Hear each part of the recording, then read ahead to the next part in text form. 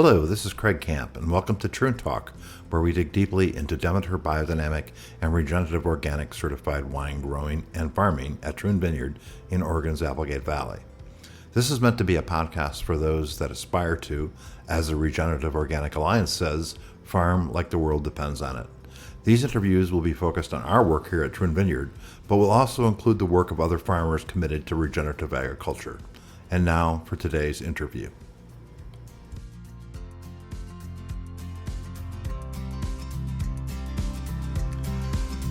Welcome, Jennifer and Kirsten. It's great to have you here today. Jennifer, could you lead us into discussing our vinegar project? Yeah, thank you, Craig. Yeah, so I'm Jennifer, the Director of Farm Sales at Troon Vineyard, and I get the fun of helping develop value-added products from everything that we grow here on the farm. And our newest project is our wine vinegar. So Kirsten Shockey is here with us, and lucky for us, she's a longtime resident of the Applegate Valley and an author, educator in the field of fermentation.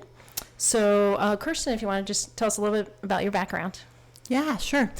So yeah, my background is, really from this valley. It sort of grew what I've become in doing all this with fermentation. So we live, on a small homestead, and if you start growing food, you start needing to preserve food. And we started with a lot of apple trees, and so we were making cider, and of course from cider came vinegar, and we had goats and cheese and all of that, and it was really a matter of preservation, and it sort of opened up this whole world of fermentation to me. And so from there it became a small business. It became 6 books on fermentation, traveling worldwide to share the magic of working with microbes. So, Kirsten, you recently got back from Japan. Tell us a little bit about what you were doing there and maybe some observations of how fermentation is viewed or practiced in a different culture. Yeah, absolutely. So Japan is, if you're a fermentation nerd at all, it is maybe one of the best countries to go to for fermentation. In that, in the Western cultures, I feel like we sort of pushed fermentation aside in our consciousness, not wine and cheese, and we still made all these things, but as far as once germ theory came about and pasteurization and everything else, fermentation sort of became a dirty word, and I think in a way we threw the baby out with the bathwater, and a lot of that of our traditional ferments, sourdough, wild leaven bread, was sort of pushed aside for processed bread, and all of these things that were very much part of people's home and their lives were sort of pushed aside. And in Japan, I don't think that ever happened. I visited a miso maker in Tokyo, and he is 8th generation, and his son is now 9th generation miso maker. And it sort of was, it was beautiful and almost a little bit sad, because here he's got this place that his family has been making miso for so long, and yet even in Japan, he's having to manage shifting climate, shifting culture, and everything. So they had made in their traditional misos a dark, earthy miso, but he's finding that making the light, white, quick fermented misos, which are sweeter and faster, are what the consumer is wanting now. So there's this shifting going on that's really interesting. The other thing, like I said, was the climate. Things are getting hotter, and so the traditional making was always very, very seasonal. And now he's looking at, so do I have to bring in air conditioning when it should have been cold season to keep my microbes happy? So it's very, very interesting. We also went to this amazing shoyu soy sauce factory. And I think the other thing that's really interesting in Japan and probably other cultures that have kept their fermentation traditions alive longer is there's so much less regulation. Like, they know that the systems work, so the health department isn't in there freaking out about, a wooden vat of something, whereas here, it can get a little dicey. The sad thing, given this particular conversation, is because of intense winds and big weather, we got stuck on this wonderful little island and missed our black vinegar tour. Oh. So they've got, we also saw natto making and some amazing koji fermented bread. And so they're using sake yeast as a sourdough starter for bread making. So there's just a lot of cool things going on there. Yeah, it sounds like quite a trip. You mentioned how fermentation fell out of favor for more processed foods. I think, like bread and sourdough bread. We really lost a lot of flavor in our foods by losing fermentation, and I think it's exciting to see that coming back. Oh, 100%. We lost so much flavor.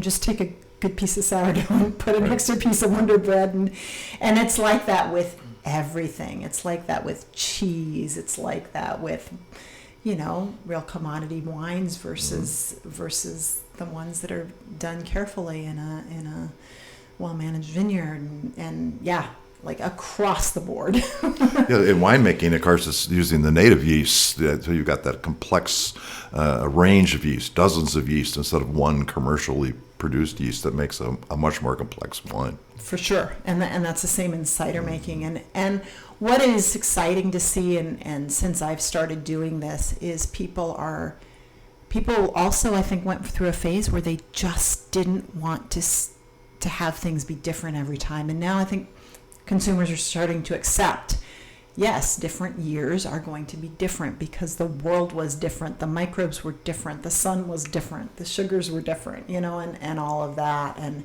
actually looking forward to those changes in flavor. Okay, yeah. Are you noticing sort of this trend that was happening with the sourdough making during the pandemic and how that became the really popular thing? Are you noticing more people maybe reaching out for buying your books or just reaching out to you with questions or events? Are you seeing that trend sort of continue to grow?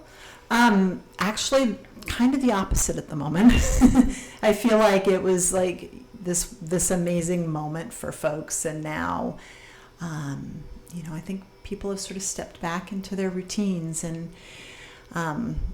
there's the people that have stayed and that are still passionate about all these things, and then there's the people that are just trying to make it all work out. But what was so beautiful about that, and what I think it did, is here we are, we were talking about this microbe that was making us very ill and, was scary and all of that. At the same time, people were in their home and they were making friends with other microbes, and sourdough was this wonderful example. And I often think that if everybody would have a jar of sourdough starter or a jar of sauerkraut or some pickles on their counter that they made and watched transform, that they would get a little more sense of sort of the planet itself and the complexity, and there's a real connection there once you see your food somehow being transformed into something amazing and delicious. And watching wild yeast raise bread is magical if you just have never seen that before, and so it's cool. It's inviting these natural systems that we don't observe them unless we participate in something like making sourdough or sauerkraut, where then it comes to life. So it's really impactful. That brings me to my experience that of bringing you in for our wine vinegar project. I was able to see these transformations in creating our mother of vinegar. So I just want to start digging into that a little bit. Just to backtrack a little, we reached out to you in December of 2023 to let you know we were thinking about this project and see if you were able to come in and consult with us on it. So luckily you had the time. And so you and I started out just figuring out how to make this mother vinegar. So maybe you can just kind of, let's talk through the steps of how we got it going. Yeah, absolutely. So I guess first we need to talk about the microbes that do the fermentation, to talk about what is the mother and why and all of that. So there's lots of microbes that do fermentation. We've got the lactic acid, which is really the workhorse for most of our fermented foods, lactic acid bacteria. We won't talk about that one today, but yeast and then acetic acid bacteria are the ones that we're going to focus on today. So yeast, of course, you all know about yeast because it consumes sugar and creates ethanol or alcohol, and that's how we get our lovely wine. And then acetic acid bacteria is one of the few microbes of all these microbes that we have that do our fermentation for us that don't care about the sugar itself. They're just waiting for the yeast to make the sugar into alcohol. That's what they're interested in consuming. And so, I mean, if you'll allow me to take a little tangent here, there's just a lovely way I love to look at it, because in so many of our fermentations, we're stopping it on a continuum that it's already on, except for vinegar, but even vinegar in a way. So let me explain. So you've got, let's say a grapevine, right? And you've got the vine in the ground with the water and all of that. And what happens is, as we know, in spring, the flowers come out, they're pollinated. The little bee butts and the pollen itself, the flowers all are full of yeast and also acetic acid. It's already there. The grapes are grown, the grapes get squished and, fermented into a lovely wine. But in nature, those wild grapes or whatever, they would fall to the ground and they would ferment on the ground. The yeasts would be the first to be at the sugar, besides all the other, bugs and things that are also trying to eat the sugar. And then as soon as that grape cluster on the ground, became alcohol, then that oxygen would make it into the perfect environment for the acetic acid bacteria to sort of wake up and get going. And so it then turns that grape juice that's gone to ethanol into vinegar. And the really interesting thing about acetic acid bacteria is it will continue to eat its own acid if continued to exposed to alcohol. So it's really lovely to take your apple or your grape or your fill in the blank, whatever fruit. It's come from the ground as water. It's, been made by all the amazing things that plants do, falls down as a fruit. And at the end of the season, all of that has transferred back into water thanks to the bacteria. And so when we make our wine or our cider or whatever, we're stopping it at that spot. Like, it's naturally all going to turn back into water again. It's its own cycle. And so wine is stopping it at a certain spot. And what do we have to do? We have to keep oxygen away, because the acetic acid bacteria is everywhere and it's just waiting to come back into the, get that alcohol. They want it too, just like we do. Yeah. And so to to get a mother, what's a mother? The mother is what the acetic acid produces. It consumes alcohol, and it creates two things. It creates the acid, that is our vinegar flavor, and it creates cellulose, and that's that mother. So people that have seen kombucha scobies, same concept. It's this raft that floats on the top of the surface. And why are we interested in a mother? It's because it's got all those microbes in there. It's got all that acetic acid microbes in there, and they've worked it out. So vinegar, yes, in one hand is super easy.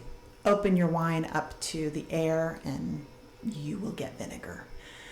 However, if you're wanting to get a good vinegar, you need a good wine, first of all. I mean, it's not going to save,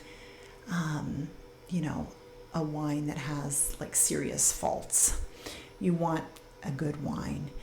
But also you need the acetic acid community to also be, mostly acetic acid and not be infected with lactic acid or some of these other things that might get in there and change it. And so what you guys needed to do is create from your own wine, your own starter, so that you have this wonderful community of acetic acid bacteria to then start your bigger batches. Mm-hmm. So we had to build that up. Right. That was the plan.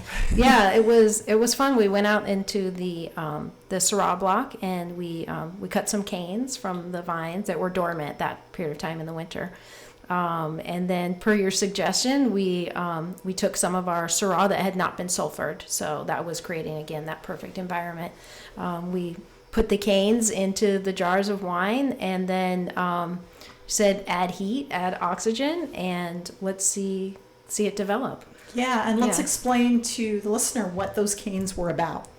So those canes also have yeast on them, but what we wanted to kind of, I won't say rush the process, but vinegar is only going to be created where the oxygen is in contact. So if it's very slow method, it's just the top, right? It will be very slow before a whole barrel or a whole jar or canister, whatever, of vinegar. You've got only the surface area. And so what we did is we put a bunch of canes in different large jars and took that vinegar and moved it regularly from one to the other. And what this did is it oxygenated it.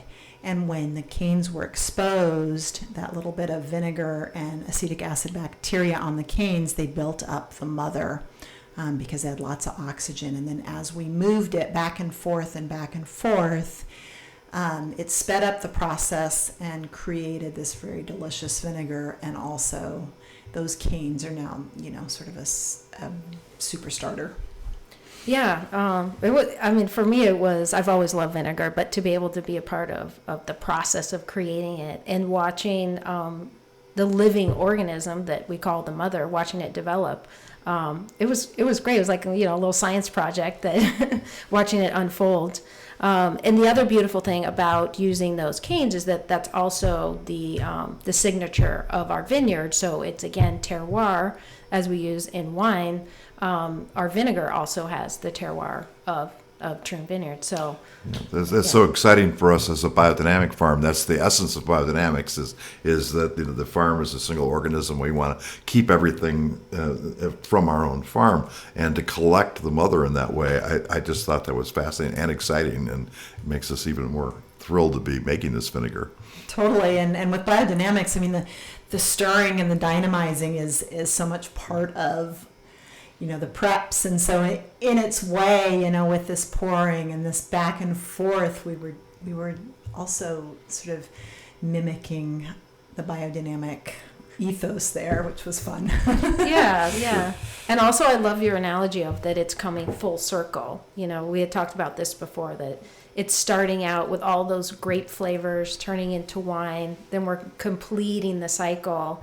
And we talked about, once the vinegar is at the aging stage, how those flavors appear again that are really the essence of the grape.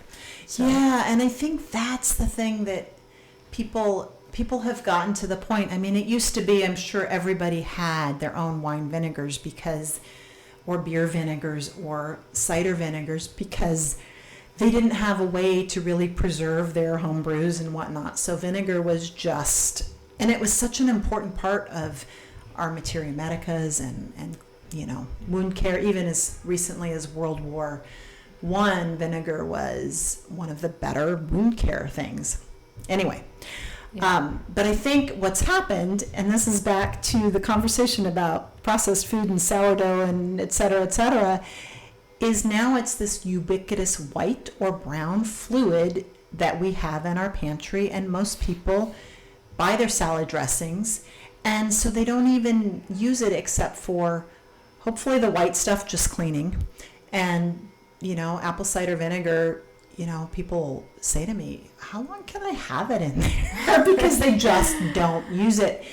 And I think that's what you said is sort of the beauty of rediscovering vinegar. So I've got this story that I tell about when I was writing the vinegar book, chocolate vinegar.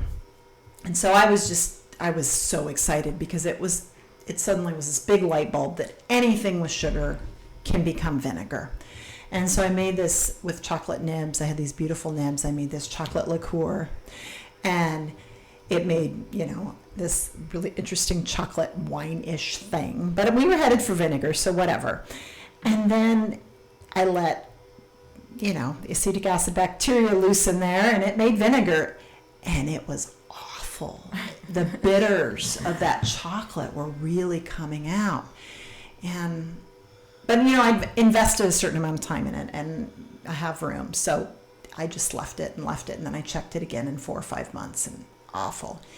It took a full year, but a year later, the bitters had mellowed out, and the chocolate notes were so strong, and they'd been gone. And I think that's the beauty of what you're saying about the grape. Vinegars are harsh when they first come off, but then as you age them, it's fascinating to me. It can go through so many processes and so much fermentation and so much time. And that essence of what you started with is so strong and there and in the flavor. And I think that's the exciting part about what you guys are going to be tasting here. I can think of a lot of chefs that would be interested in that chocolate vinegar. Yeah. That sounds amazing. Maybe on some ice cream or, that would be delicious. It's pretty fun. It was the best when I would take it. One of the fun things I would do is take these little, like tincture dropper bottles with vinegars, and I would have them unlabeled, and I'd pass them around a group of people and let them, and at first, like I said, everybody tastes the acid, but then as soon as you sit with it a minute, it's like, oh yeah, that's banana. Oh yeah, that's persimmon. And then chocolate, like they'd get it eventually, but or they wouldn't, and I'd say it's chocolate, and they'd be like, oh my God, that's what it was. But their brain wasn't letting them go to chocolate because who does that? Yeah. So let's talk too. We've talked about how we developed the mother. It took us about 3.5 months to get there. I had to play around with the heat, and it was winter, so we had to get that heat up. But eventually, I started to see the skin that we're talking about and see it develop as an organism. So then we knew we were on the right track. We were getting there. So then the next phase was to start to go into our production method. So I wanted to talk about the method we use, which is the Orleans method. And that's the true slow process, slow vinegar making that has a long history. So I know you talk about this in your book. So if you want to just kind of maybe give a little bit of the historical background, and then we can talk about how you and I set that up here at Troon. Yeah, so Orleans was a town right before Paris, and the wine would come in along the river into Orleans, and what was it? I might get this wrong because I haven't, but the wine was taxed as soon as it went into Paris, and so in Orleans they were making sure it was still wine and not vinegar, and pulling it off the boats. And so this became, a vinegar making capital of Europe at the time, middle-aged Europe. And at that time, they still didn't quite get how it was happening, but they figured out how to make it happen in a way that worked a little bit faster. And so they had these series of barrels, and the wine would move down through, guess what? Canes. and these series of barrels, and by the time it came out the other end, It had been oxygenated, and it was vinegar. And so what we've done is we've created a barrel that is, this slow method, in that it's just going to be it's not going to be going through the series of barrels. That takes a lot of room and a lot of wine vinegar to become vinegar. But we're doing the same thing, one barrel at a time. And we've got a barrel that's tipped on its side, and it's got some holes in it to allow for airflow and a nice big surface area. That's why we've tipped it on the side, for that oxygen, because remember that our acetic acid bacteria thrive on oxygen. And so, it's pretty cool to see that now developing, and you've been giving it some stirs also to help. Initially, setting up that generator barrel, we of course, there's the hole that's there for the wine, but we went ahead and drilled 2 additional holes to just let in more of that oxygen. And then, I've been keeping up with stirring just to keep, infusing the oxygen in. Let me backtrack a little bit. When we created that generator barrel, we did add, so it was 20% of our mother, and then the other 80% was our Syrah that's unsulfured, our Syrah wine. So that was how we set it up. And now it's been about 2.5 months. We've been, fermenting, stirring. It's coming along. It's developing. We did a tasting of it last week. It's already tasting amazing, but we still have a little more time to go. Probably another month. We'll just keep letting it, slow process, take its time. But it's getting close. Yeah, and you have this brief time. I mean, this is, if you're making it at home, you've got this brief time where you've got still the alcohol, and you've got the acidity. And if you put it over some, some ice cubes or something, it's almost like, like a whiskey on the rocks, because you get that burn, especially if it's in an oak charred barrel. But you also don't know what it is, but it's sort of this, like, micro alcohol, micro vinegar kind of funny little drink. And I think you're a little past that now. You're closer to vinegar. We're definitely getting close. And it'll be exciting when people come to see us here at the vineyard. It'll be available for people to bring home with them. So it's another product that is coming from this vineyard that we have so much intention and effort to farm biodynamically. And so to have our wine, to have a vinegar, we also utilize grape leaves from this vineyard. So it's nice to be a part of just having this range of products that comes from the land. Yeah, one thing that's really impressed me, even at this early stage, is that I can still taste Syrah. Mm-hmm.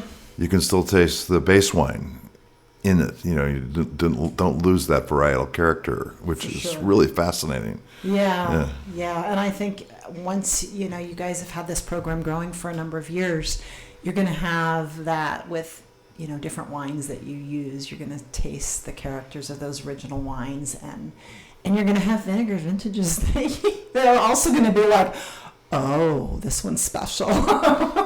Can't hold some of that back. Yeah, that's something we're familiar with.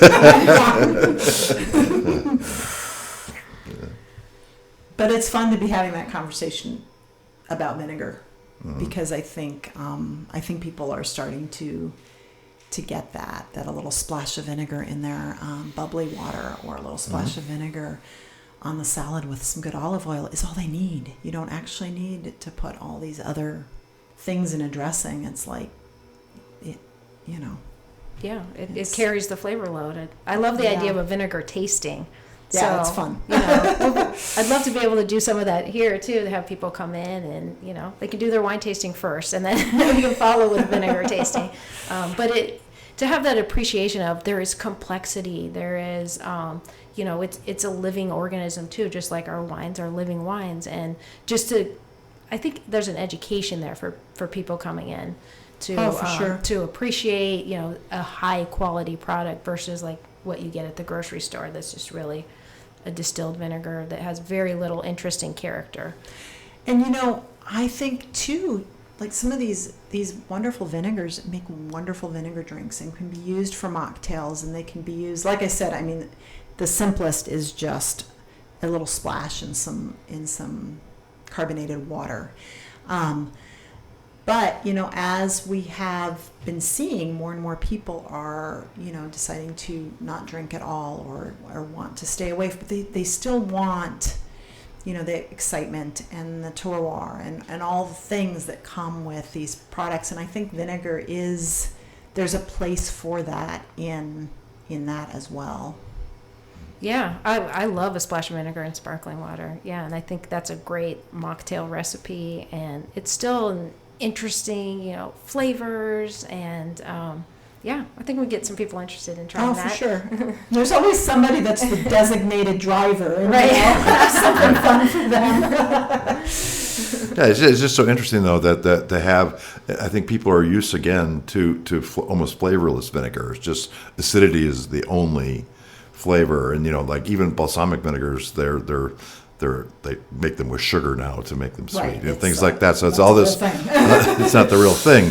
So to come back in with something with real character has that intentionality that we have in our wine production too. We want that flavor, we want that complexity, and we want it to change according to the year.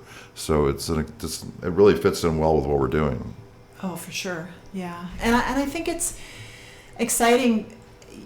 Because obviously you've got your vinegar works, far away from your wine making, but every winery should be doing something like this, because there's always leftover wine. There's always wine that isn't perfect, and back to food waste and all of those things. Keep it here, keep it on site, and have another product that's healthy and important, for our food. So I think that's the thing that I'd like to see more productions facilities in general, is finding a way that fermentation can reduce their food waste and give them a value added product. That's true. I think people don't realize how much wine actually ends up getting wasted in the process. When in the bottling process, there's topping wines for the barrels. All these things really add up to a significant amount of wine. That's good wine. Right. And just because of the way the technology works, it didn't make it into the barrel. Totally. Yeah. So I feel like vinegar is such a great way to hold on to that, because those grapes still grew. They were still picked. It still, all still happened. Yeah, we put just as much work into those grapes as we did into the wine grape that ended up in the wine. It's the same amount of intention and care went into that fruit. So that's exciting for us, is to see now here's another interesting agricultural product that we can use to express our farm. For sure. Yeah. Yeah. Well, probably a month from now, we'll be able to roll it out here, and people can come and try it. Yeah. Looking forward to that. And you've got a cute bottle too. I got to see the bottle. It's looking good. Yeah, it turned out nice. I'm very happy with it. Yeah. And the vinegar's such a pretty color. So it is. That's another thing. I talked about the varietal character, but the color too. I mean, it looks like Syrah wine. Right. It looks like the wine. It's got the same brightness. It doesn't have, so often you see red wine vinegar in the store and it's kind of browned out. This is not brown. It's ruby red. It's beautiful. Yeah, and I guess we haven't talked about, so the flavor character is staying in its way. There's acid with it, of course, but all those compounds. So the things that make it red that are healthy for our body, and the phenols, and all these things that are in the original grape that are actually compounds and micronutrients that we need, are still in there. And that's also a beautiful thing. Yeah, no. Absolutely. A shot of vinegar a day is good for your health. Yep. Maybe you can tell people where to find your books, and I know you have a website and a Substack, so people can learn more about your projects. Yeah, sure. So, my Substack is Fermenting Change at Home with Kirsten Shockey. That's pretty easy to find out there in the Substack world. It's just a newsletter platform, and so I write about all kinds of things, life and fermentation and beavers or whatever, During the pandemic, a friend of mine, Meredith Lee, and I founded the Fermentation School. And so if you want to learn how to make vinegar or anything at home, we have online classes that have been pre-recorded. And then my regular website is ferment.works, and that you can see what our books are and things like that. But our books are available anywhere you buy books, your local bookstore. Great. Well, thank you for joining us today. Yeah, I noticed on your website how many languages they're translated into now. Yeah, that's fun. Yeah, that's really amazing. And I think you go into a store these days and there's a shelf of probiotics, in pills and jars where we've talked about flavor, but there's also a health aspect to fermented foods, and I know that's something that's important to you. Oh, for sure. And it's really interesting because, probiotics and all of that in the jar, in the little capsules are, increasingly important for folks, especially as their microbiome may be suffering. But those, again, are farmed and mass-produced products in a way. Like and so when you're having naturally fermented foods, you're getting, a much larger spectrum of types of microbes, not just a few that have been, grown in a lab to be in the pills. And so I think they both have their place. But if you can add, just a variety of fermented foods to your life along with some fiber, you can get really far with just taking care of your gut. What are some easy ways for people in their home kitchens to introduce fermented foods into their regular diet? Regular diet. Sauerkraut is easy, and I think we've finally moved beyond it. People think it only belongs on a hot dog. It's a real good starter one if you're wanting to make your own. It's literally, chop the cabbage, add salt, squish, squish, squish, put in a jar.